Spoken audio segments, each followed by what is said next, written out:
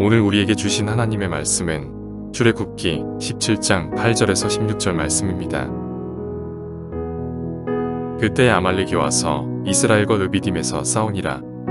모세가 여호수아에게 이르되 우리를 위하여 사람들을 택하여 나가서 아말렉과 싸우라. 내일 내가 하나님의 지팡이를 손에 잡고 산 꼭대기에 서리라. 여호수아가 모세의 말대로 행하여 아말렉과 싸우고 모세와 아론과 훌은 산 꼭대기에 올라가서 모세가 손을 들면 이스라엘이 이기고 손을 내리면 아말렉이 이기더니 모세의 팔이 피곤함에 그들이 돌을 가져다가 모세의 아래에 놓아 그가 그 위에 앉게 하고 아론과 훌이 한 사람은 이쪽에서 한 사람은 저쪽에서 모세의 손을 붙들어 올렸더니 그 손이 해가 지도록 내려오지 아니한지라. 여호수아가 칼날로 아말렉과 그 백성을 쳐서 무찌르니라. 여호와께서 모세에게 이르시되 이것을 책에 기록하여 기념하게 하고 여호수아의 귀에 외워 들리라. 내가 아말렉을 없이하여 천하에서 기억도 못하게 하리라. 모세가 제단을 쌓고 그 이름을 여호와 니시라 하고 이르되 여호와께서 맹세하시기를 여호와가 아말렉과 더불어 대대로 싸우리라 하셨다 하였더라.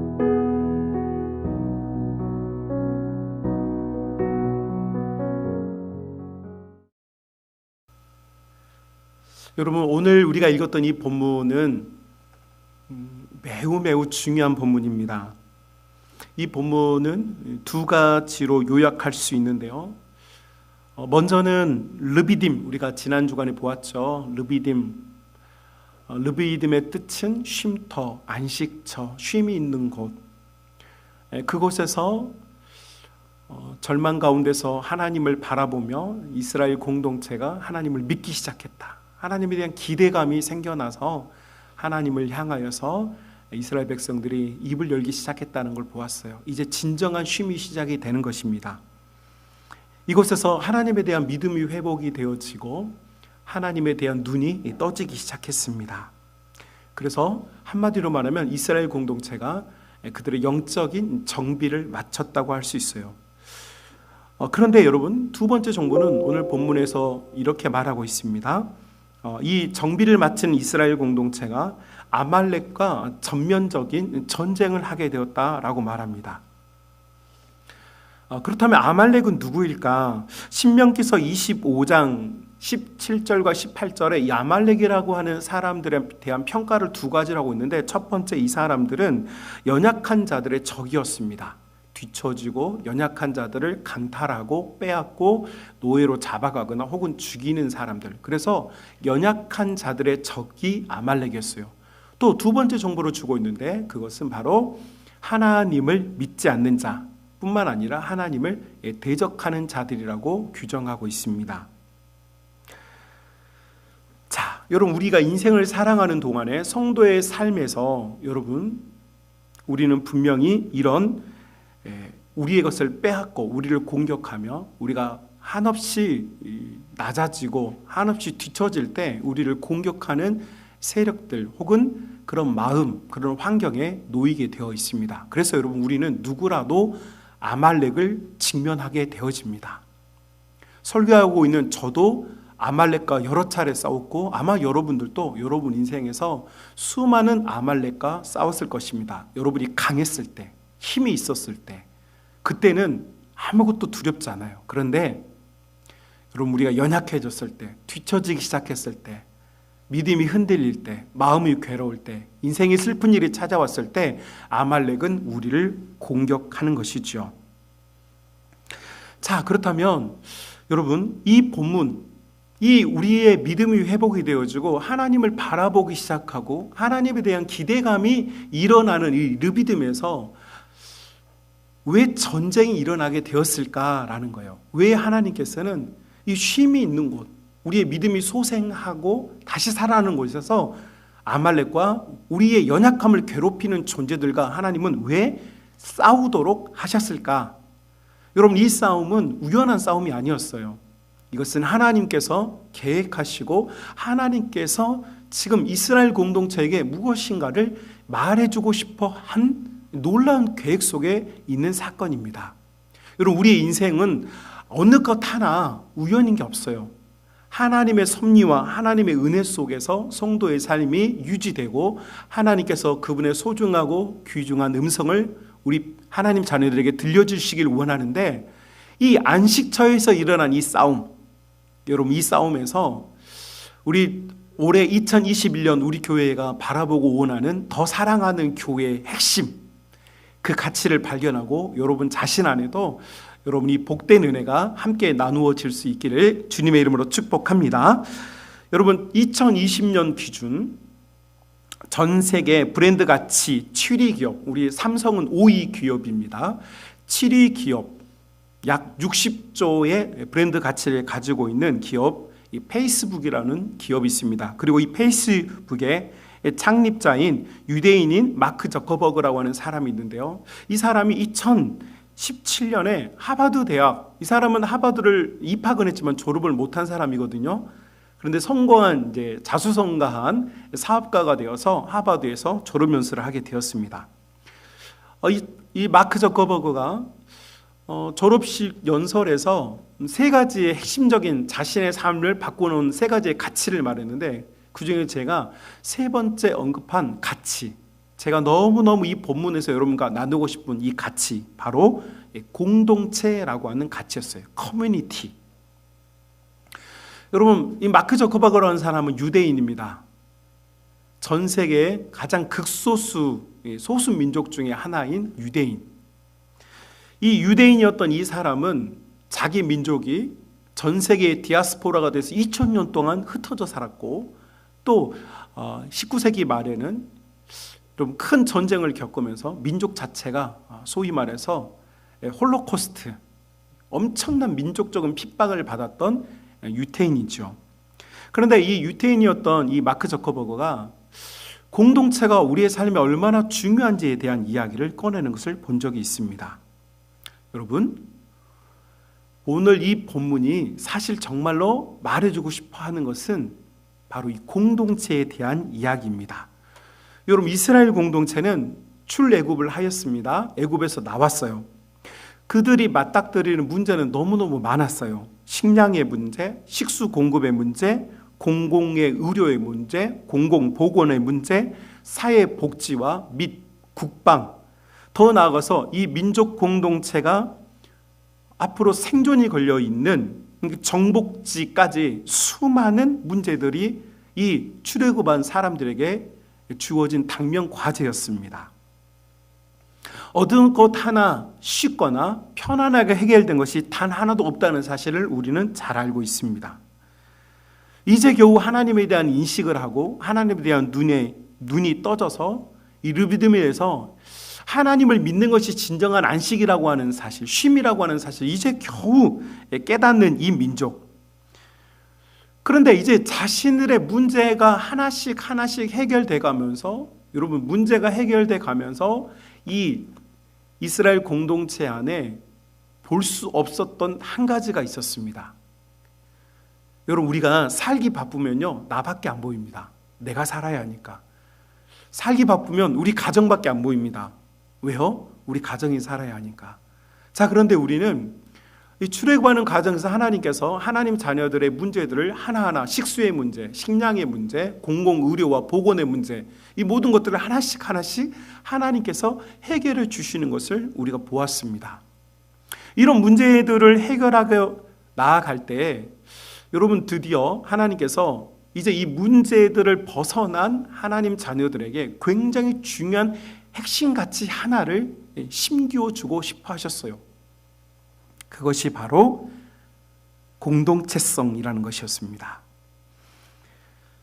여러분, 그래서 이 르비딤이라고 하는 것에 일어났던 이 아말렉과의 전쟁은 카나안의 정복 전쟁도 아니죠. 또 그들의 가장 위협적인 적이었던 이집트의 군대와의 싸움, 다시 말하면 방어 전쟁도 아니었습니다. 조금 더 쉽게 설명해 보면 공격하는 전쟁도 아니었고 방어하는 전쟁도 아니었어요. 자, 그러면 이 르비딤에서 있었던 아말렉과의 전쟁은 공격도 아니고 수비도 아닌 도대체 무엇을 위해 존재한 전쟁이었을까요?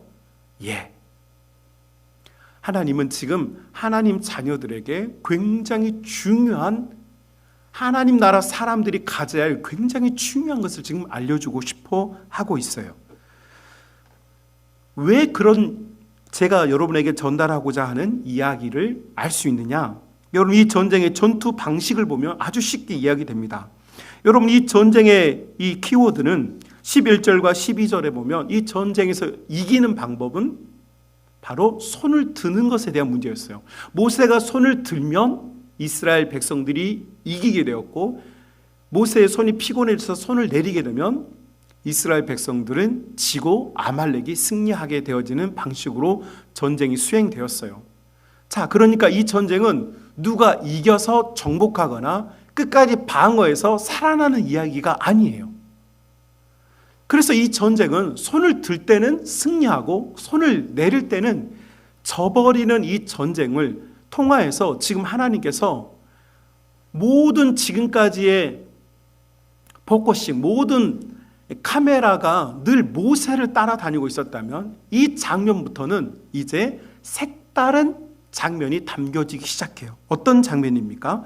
여러분, 이전까지는 모세가 부각이 됐어요. 이전에는 호렙산에 있었던 모세, 여러분, 이 10개의 재앙 가운데 지팡이를 들고 서서 이곳저곳을 종횡무진 횡단했던 모세, 홍해 앞에 섰던 모세, 그쵸? 여러분, 이 인생의 큰 쓴물을 만났을 때 평범한 나뭇가지 하나를 던지고 있는 모세, 늘 모세가 주인공이었어요. 그런데 여러분, 이 아말렉과의 전쟁부터는 이제 모세가 주인공이 아니라는 점을 알 수 있어요. 어떻게 알 수 있습니까? 12절, 13절에 보면 여러분, 모세의 혼자 힘으로는 이 손을 유지할 수가 없어요. 여러분, 우리가 인생을 사는 동안에 우리 혼자 힘으로 이 손을 계속해서 들 수가 없어요. 그래서 지금 이 모세가 손을 드는 과정에서 협력하고 도와주는 동역자들이 등장합니다. 바로 아론과 훌이었어요. 뿐만 아니라 여러분, 모세 곁에 아론과 훌이 카메라 앵글에 잡히더니 또 다른 카메라 앵글에는 누가 잡히느냐? 바로 여호수아와 젊은이들로 구성된 용사들이 아말렉과 저 흙먼지를 일으키면서 지금 전쟁터에서 싸우고 있는 겁니다. 자, 여러분, 그래서 이 전쟁의 장면은 너무 흥미롭게도 산 위에 서 있는 모세, 그리고 아론과 훌, 그리고 전장터에서 지금 힘을 다해서 흙먼지를 뒤집어쓰고 싸우고 있는 이스라엘의 젊은이들의 모습까지 다 담겨져 있어요. 뿐만 아니라 이 전쟁을 지켜보면서 마음 졸이면서, 전장터에 아들을 보내놓고 어떤 어머니들이 편히 앉아서 관전할 수 있겠어요? 마음을 졸이면서 하나님, 우리 아들을 살려주세요. 하나님, 우리 이스라엘이 이기게 해주세요. 라고 응원하지 않았겠어요?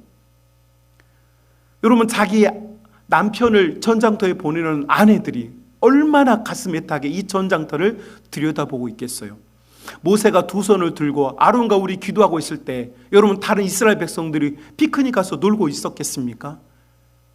한마디로 이 전쟁에 온 이스라엘 공동체가 온 힘을 다해서 지금 이전에 모세 한 사람이었던 주인공의 체제가 이제 모두가 함께하는 공동체의 주인공으로 바뀌고 있다는 사실을 우리가 볼 수 있게 되는 거예요. 그래서 여러분, 르비딤, 다시 말하면 이 안식처에서 일어난 이 전쟁은 이전에 과거에 있어 왔던 수많은 이 이스라엘 백성들의 이야기의 주인공이 모세였다면 이제는 모세가 주인공이 아니요, 하나님의 자녀들, 모세와 함께하고 있는 사람들, 그리고 이름에 거명되지 않았지만 수많은 젊은이들과 수많은 젊은이들의 어머니, 그리고 아내들, 그리고 그 젊은이들의 자녀들까지 오늘 이 성경에 지금 다 담겨 있는 것입니다. 사랑하는 우리 성만 가족 여러분, 그래서 이스라엘 공동체가 이 사건을 통해서 겪게 된, 얻어낸 너무너무 중요한 키워드가 있습니다. 바로 우리가 하나의 운명 공동체라는 것이죠. 이것은 누가 더 뛰어나냐, 누가 더 뒤처졌느냐에 대한 이야기가 안 합니다.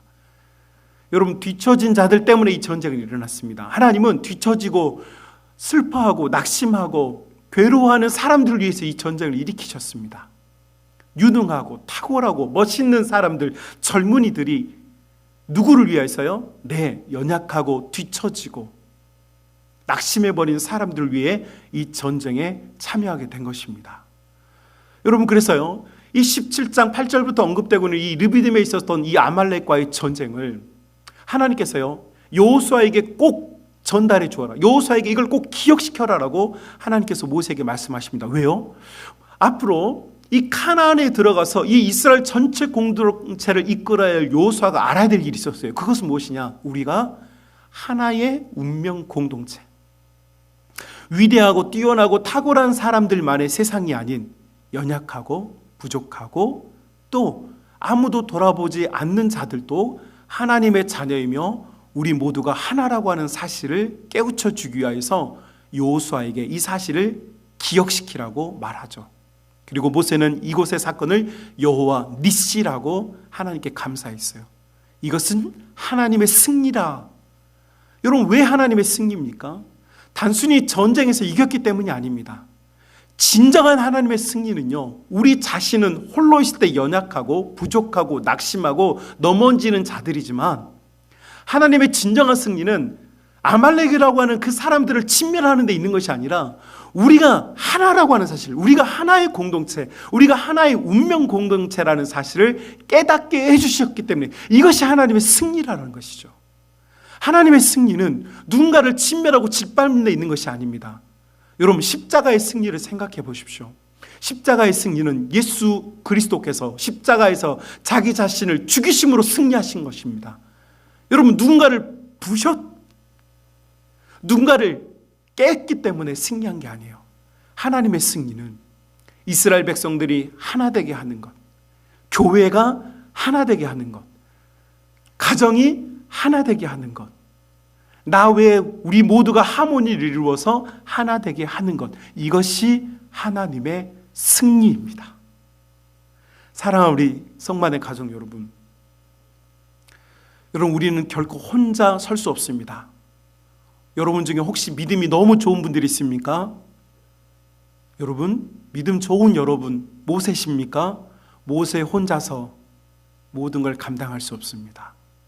여러분, 혹시 뒤처져 있습니까? 하나님이 잘 믿어지지 않습니까?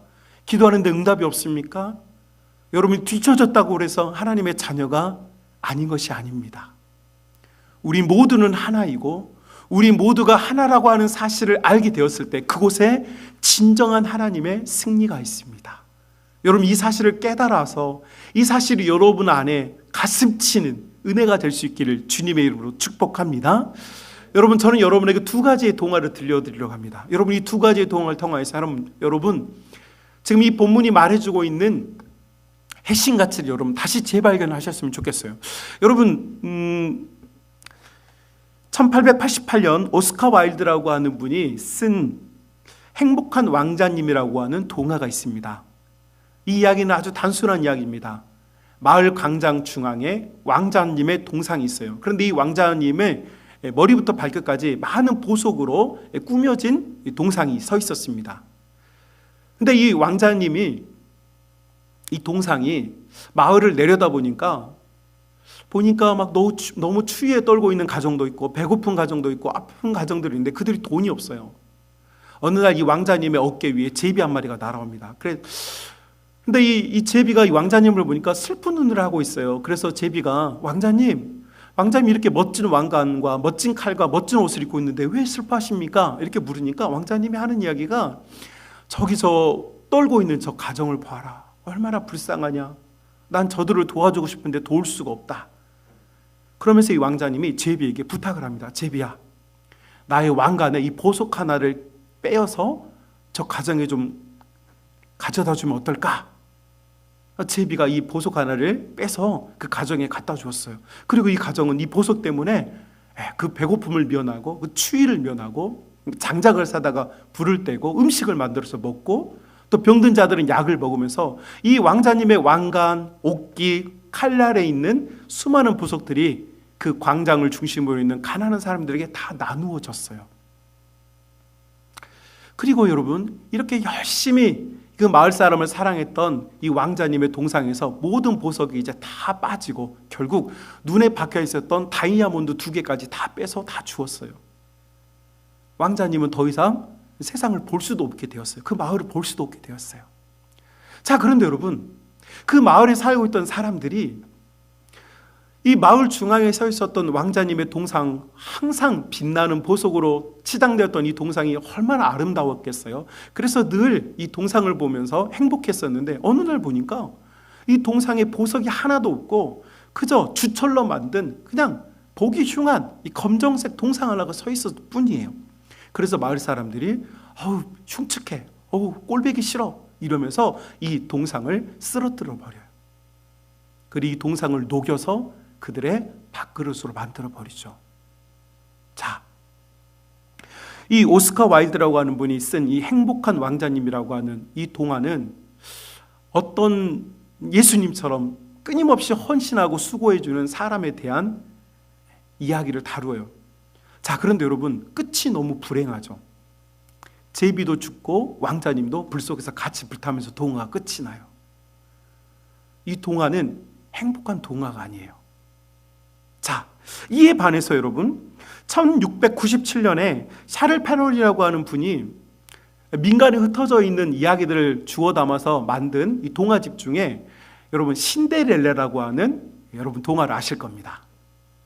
신데렐라라고 하는 동화는 여러분 먼지투성이 소녀가 굉장히 여러분 고달프고 힘든 삶을 살고 있었습니다. 자, 그런데 여러분 이 고달프고 힘든 삶을 살았던 이 신데렐라라고 하는 이 볼품없는 아가씨는 결국 왕자님과 결혼하게 되어서 그 동화의 끝이 뭐라고 써져 있냐면 아주 오랫동안 행복하게 살았더라 이렇게 끝이 나요. 자, 그러면 여러분 이 신데렐라는 어떻게 아주 행복하게 오래 살게 되었을까요?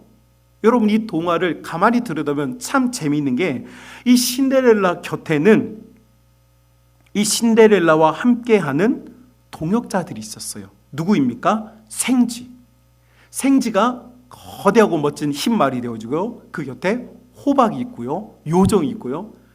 여러분 볼품없었던 이 신데렐라가 빛나 보였던 이유는 뭡니까? 왕자님 눈에 이 신데렐라가 아름다워 보였던 이유가 뭐예요?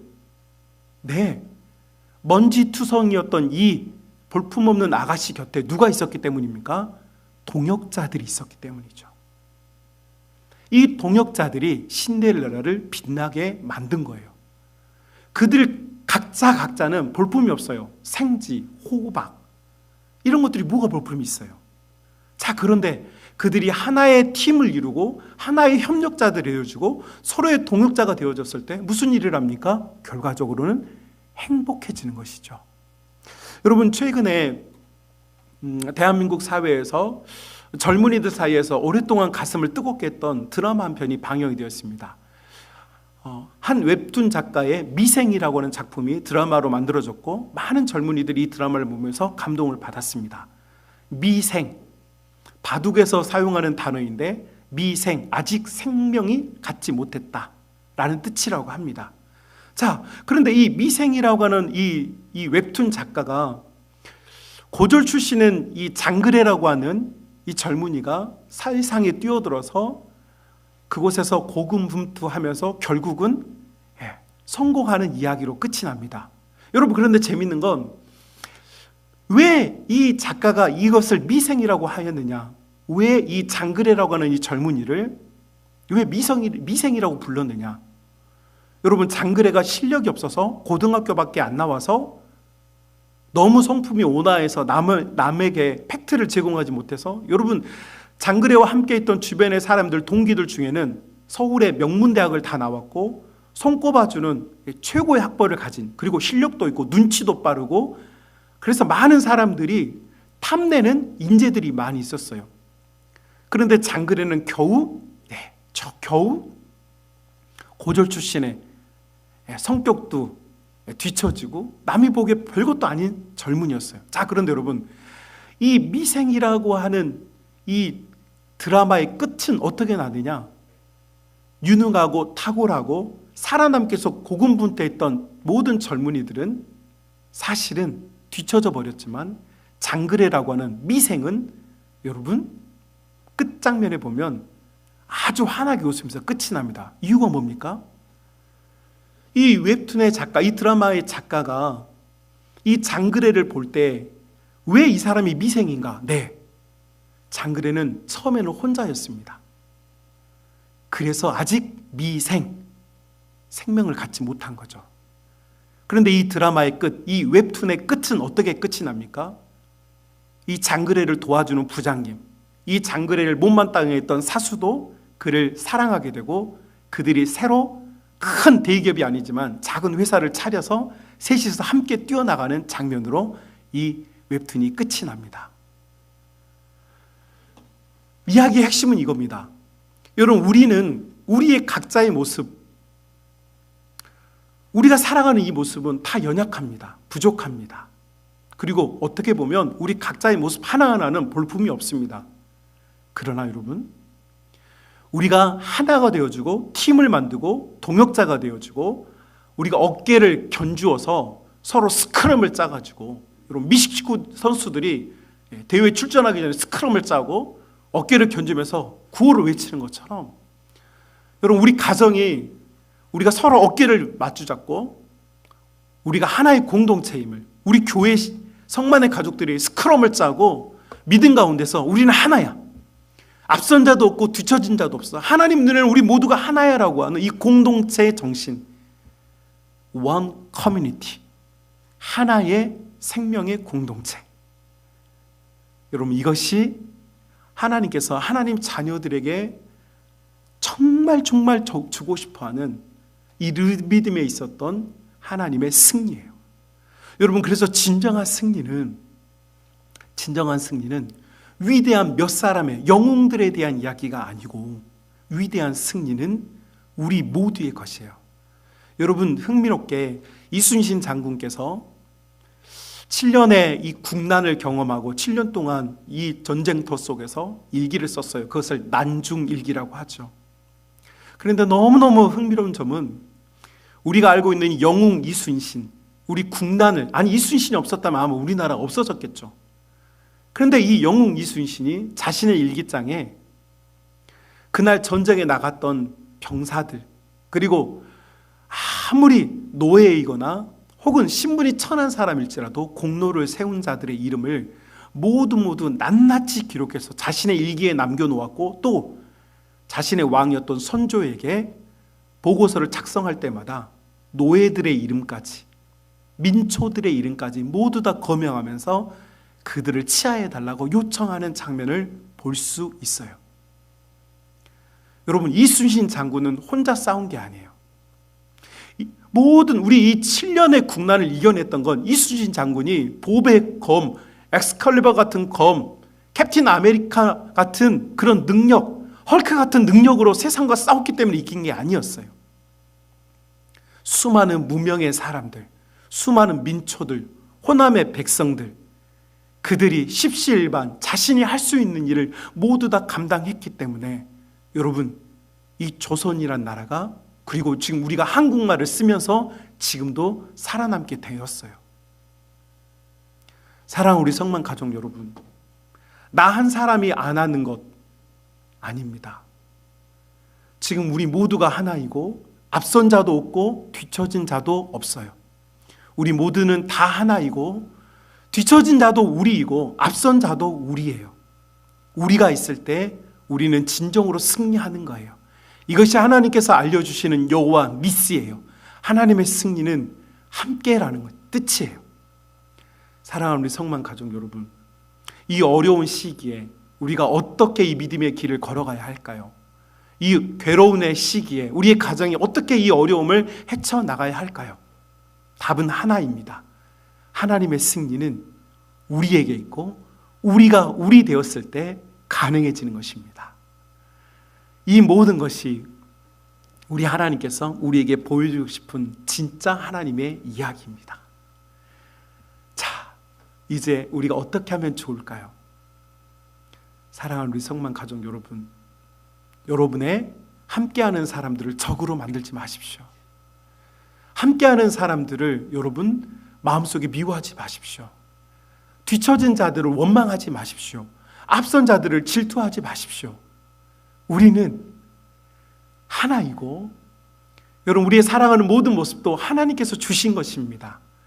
우리가 돌아봐야 될 사람이 있다면 그것도 하나님께서 우리에게 주신 것이고, 앞선 자들이 있다면 그것도 하나님이 주신 것입니다. 모세가 있다면 연약한 자도 있는 것이고 아론과 홀처럼 돕는 자들도 있는 것이고 현장에 나가서 칼부림하면서 먼지를 뒤집어치고 싸우는 요소도 있는 것이고 요소와 함께 무명의 수많은 젊은이들이 자기 가족을 지키기 위해서 뛰쳐나가서 싸우고 있는 젊은이들도 있는 것입니다. 이것이 공동체입니다. 그러니 우리 안에서 다툴 이유가 없습니다. 우리가 더 사랑하지 못할 이유가 없는 것입니다.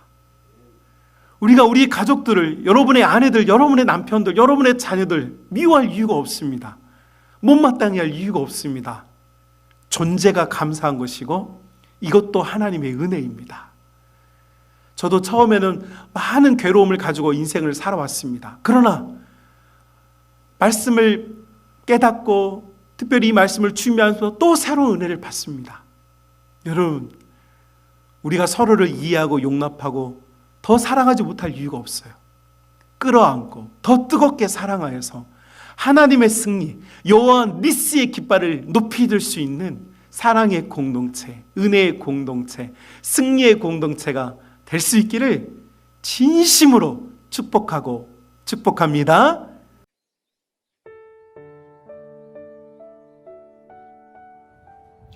사랑하는 우리 성만 가족 여러분, 2021년 새해가 밝았습니다. 우리 하나님께서 우리 모든 믿음의 가족들, 성만의 가족들에게 새 은혜, 새 말씀, 새 능력 주시기 위하여서 말씀 사경회를 준비하도록 허락해 주셨습니다. 사랑하는 우리 성만의 가족 여러분, 우리에게 지금 필요한 것은 하나님의 은혜입니다. 우리 하나님의 음성입니다. 우리가 그 말씀으로 함께 나아가 그분의 은혜를 누리고 그분의 말씀의 힘을 얻어 함께 하나님을 섬겼으면 좋겠습니다. 이 복된 자리에 여러분을 초대합니다.